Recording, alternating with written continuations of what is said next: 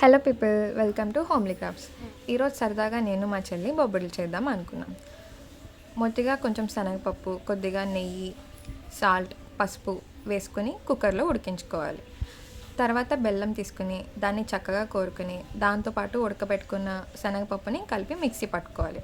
తదుపరి stove on చేసి ఒక బాండీ తీసుకుని దానిలో కొద్దిగా నెయ్యి వేసుకుని మిక్సీ పట్టుకున్న మిశ్రమాన్ని మరియు యాలకుల పొడిని కలిపి ఫ్లేవర్ కోసం దగ్గర అయ్యే వరకు తిప్పుకోవాలి. తర్వాత స్టవ్ ఆఫ్ చేసి చల్లారనివ్వాలి.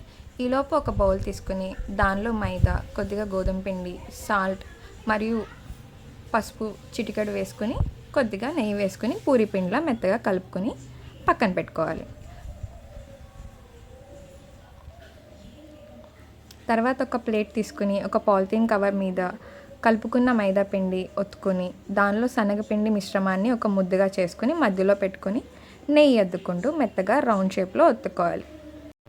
తర్వాత స్టవ్ ఆన్ చేసుకుని పెనం పెట్టుకుని బొబ్బట్టు వేసి నెయ్యి అటు ఇటు వేసుకుని తిప్పుకుంటూ కాల్చుకుంటే అంతే, నేతి బొబ్బట్టు రెడీ.